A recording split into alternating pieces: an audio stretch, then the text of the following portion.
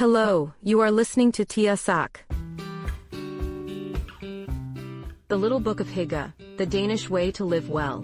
Author, Meik Wiking. Let's get started with the first part. Introduction. Finding Hygge. The Danish way to everyday warmth. Scandinavian winters are long, dark, and bitterly cold. Yet surveys place Denmark among the world's happiest nations. Taxes are high, yes, and the welfare system works, but plenty of countries can say the same. Danes point to something less obvious. Hygge. Hygge has no perfect English twin. Think of it as a quiet glow you feel inside. Picture this. Soft socks, a thick blanket, and rain against the window. Friends laughing over stew by candlelight. Morning sun flooding a kitchen on a clear, icy day. That gentle comfort is Hygge. Want more of it? Let's dive in. Please listen to Tia Sách 1, The Heart of Hygge.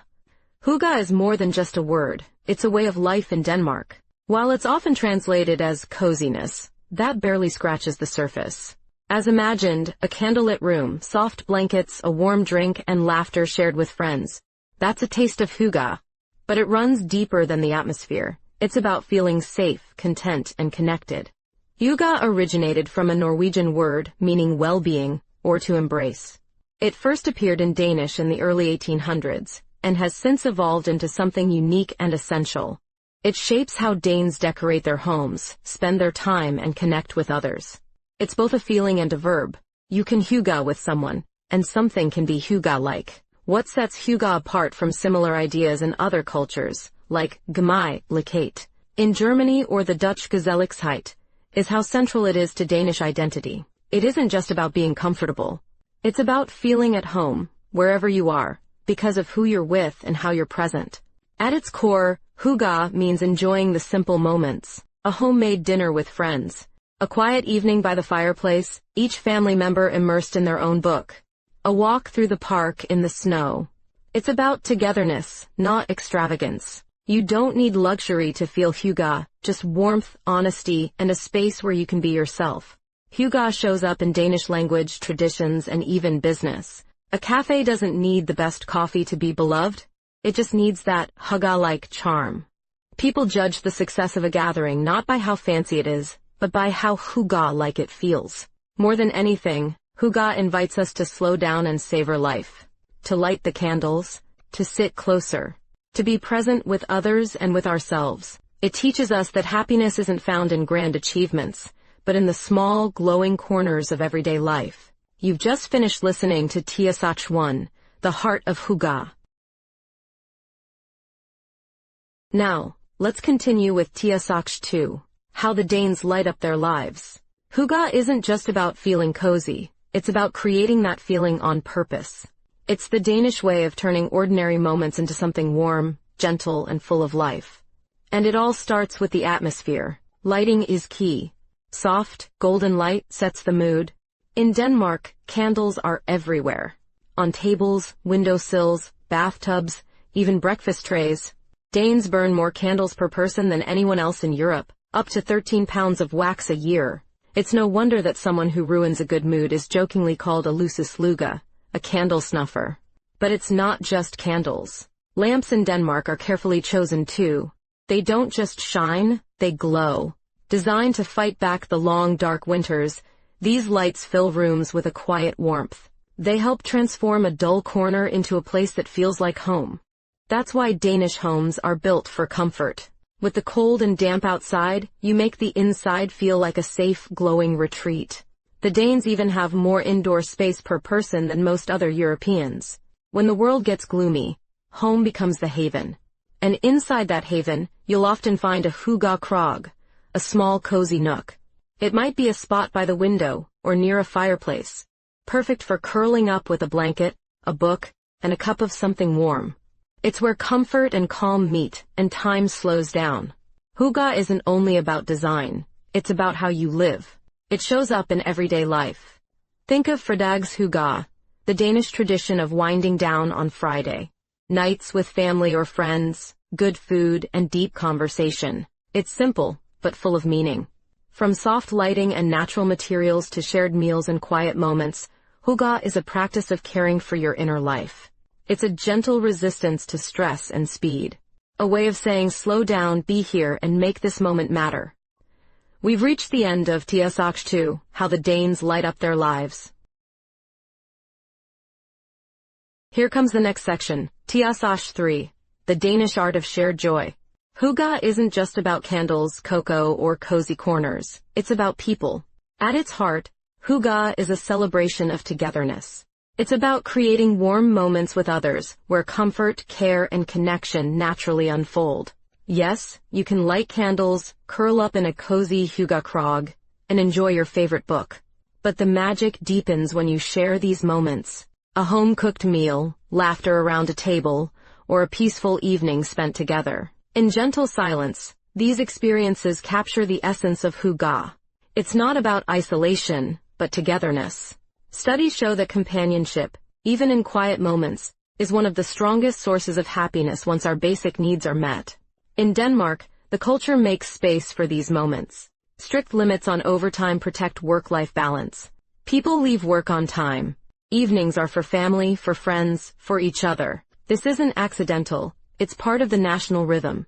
With less stress and more leisure, Danes build strong, lasting relationships. And that's where hygge lives. But hygge isn't just about being with people. It's about how we're with them. True hygge happens on equal footing. It's not about hierarchy or obligation. It's peeling potatoes together. It's passing the mug of cocoa. It's laughing over a card game or reminiscing over dessert. Everyone pitches in, everyone belongs. Food and drink play a starring role. Think slow meals, sweet pastries, and endless cups of coffee.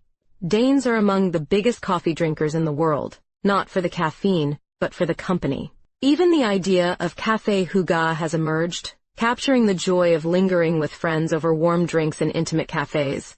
Danes don't crave big crowds. They prefer intimate circles, deep talks over loud parties. Close friends over casual acquaintances. That's where hygge grows. In the quiet glow of friendship, in the shared meal, in the simple, genuine exchange between people who care.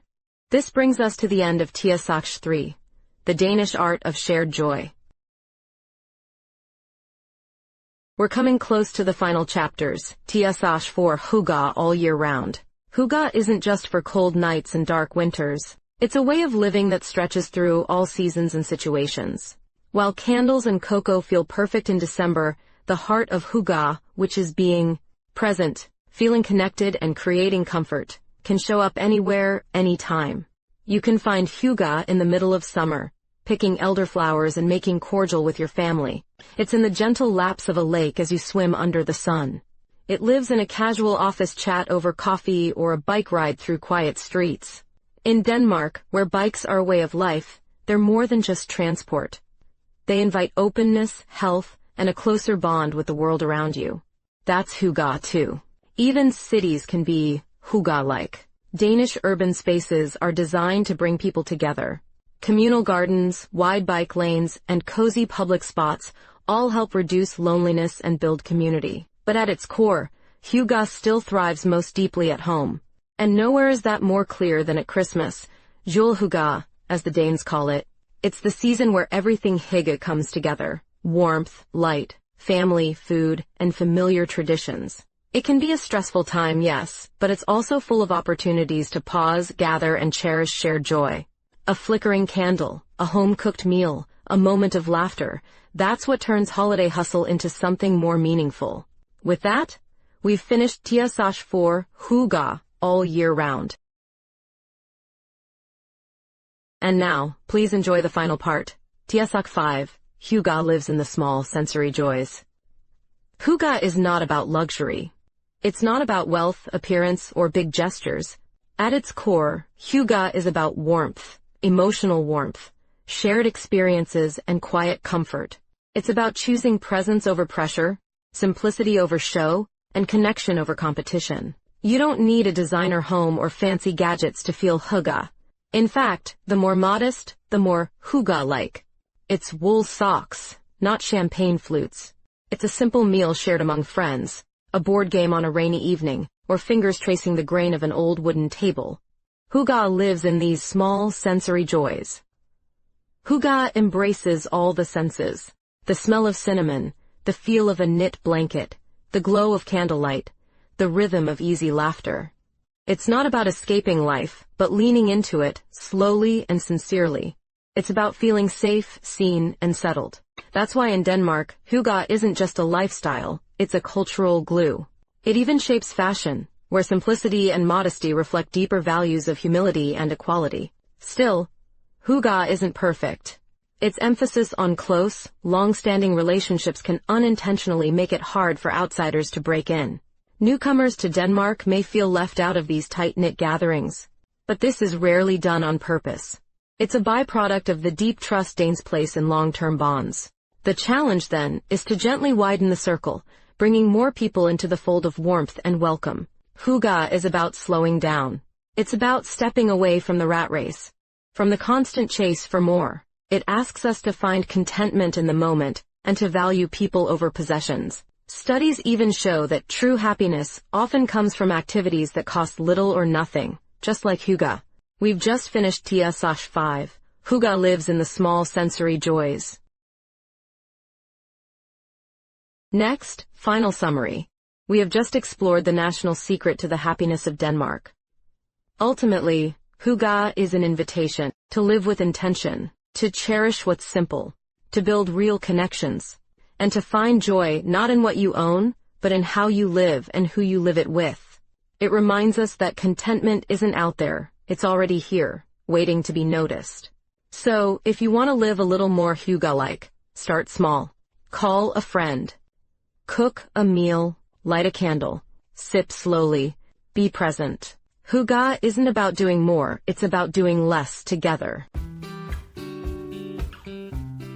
You've just listened to the summary of the Little Book of Hygge, The Danish Way to Live Well, by Meik Wiking. Thank you for listening, and see you next time.